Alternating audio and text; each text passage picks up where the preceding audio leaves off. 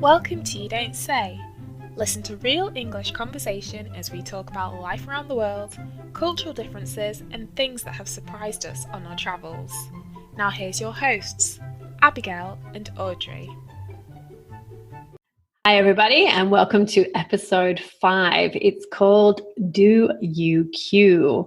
But before we get started on that episode, I'd just like to thank everybody in our Facebook community group who've been talking about bread. We ran a poll to see how much you love bread, how important it is to you. And it looks like so far the winner is I love bread and I eat it every day is the biggest voted one. And I'm really happy about this. It's exciting. Bread is alive. Bread is not dead. Yeah. Are you happy about that too, Abby? I'm happy. Bread makes people feel happy, I feel. Yeah, it's true. Yeah. It's true. I agree. So now we're going to talk about a subject which is always good fun.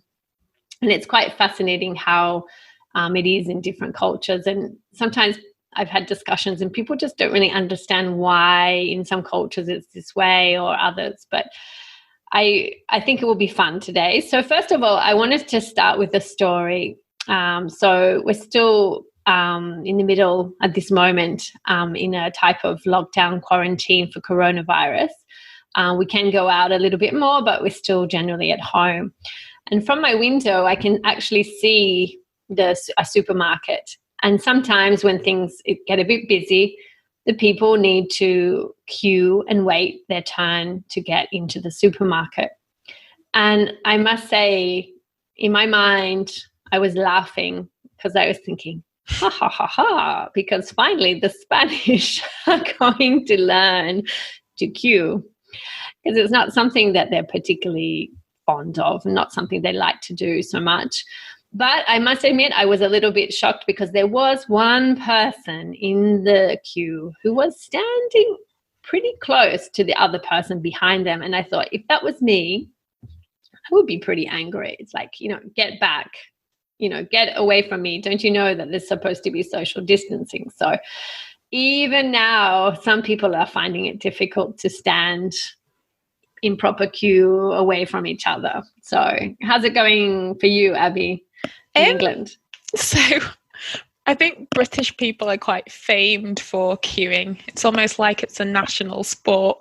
Yeah, definitely. You love it. We queue for everything. Like, for example, I know when the Wimbledon tennis matches are due to start, I think, is it May or June? I can't remember. Let's say May. People will queue for days to get a ticket, like days. And to people from other countries, it might look really crazy. But yeah, this is just something that people do.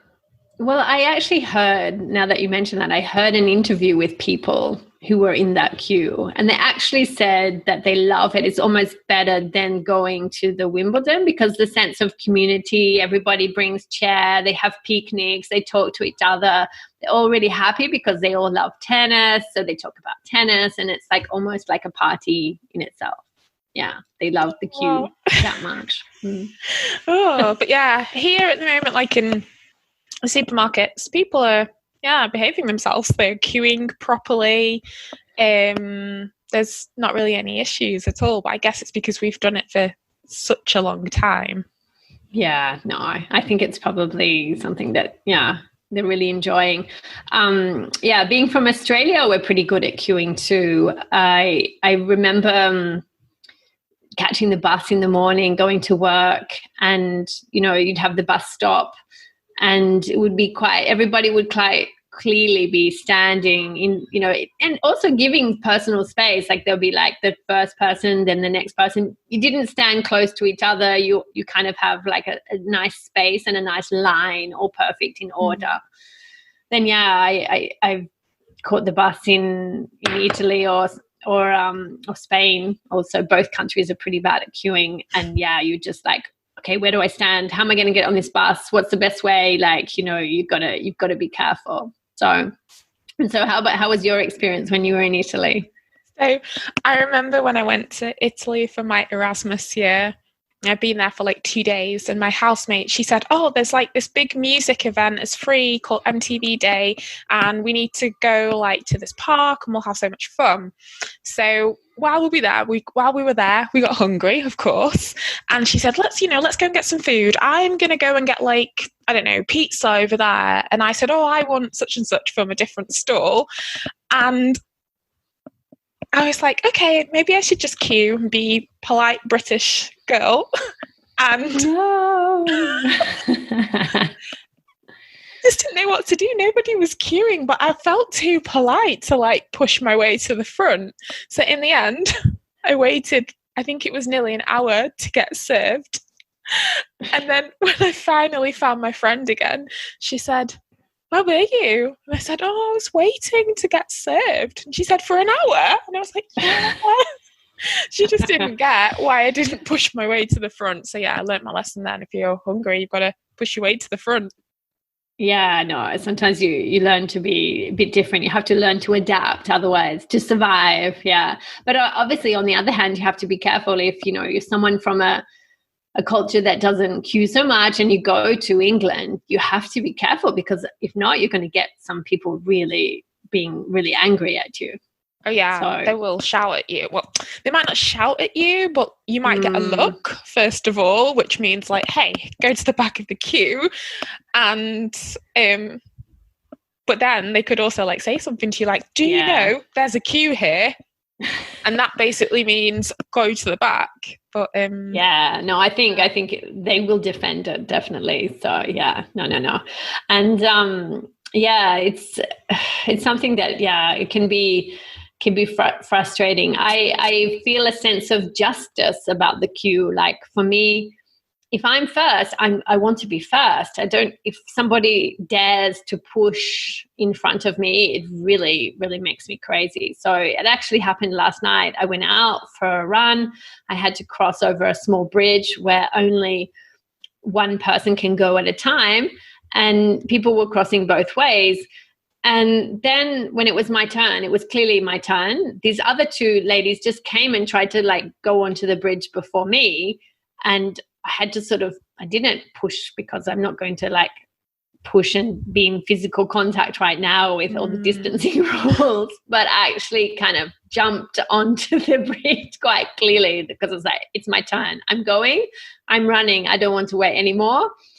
And I was a bit like, oh, come on. Like, really, we have to be pushing again for queues in this moment. So, yeah, I don't know. Maybe I've become more aggressive as well, because after so many years living in this culture, I've probably changed as well. So, yeah. So then I would like to finish the day with my last story, which is my favorite about queuing, is the phenomenon of the little old lady. So it can happen in any situation, but it's quite common at the supermarket. So you're standing in the queue, you're just about to put your groceries onto the conveyor belt, to get ready. And this lady, an old lady, usually very old, stands next to you. And you're thinking, what is she doing there? She doesn't say anything, but she just kind of stands there. Sometimes you may not even notice she's already moved ahead of you and somehow jumped in the queue before you. But some of them just kind of stand there like as if, well, I'm old. You have to let me through. Which is fine. I'm happy to do that as well. But it's just the way they kind of stand there, like as if, well, come on, let me through. So I don't know.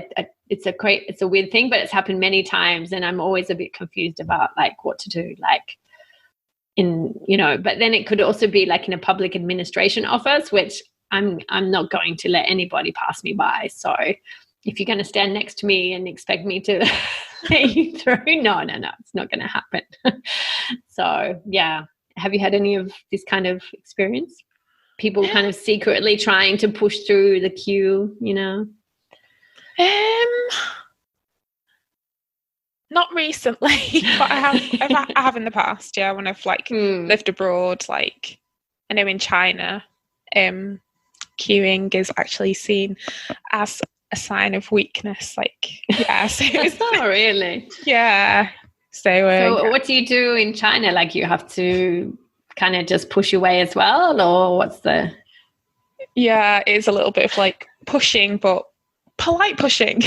Polite pushing, yeah. Assertiveness, yeah. That's the word, yes. Exactly.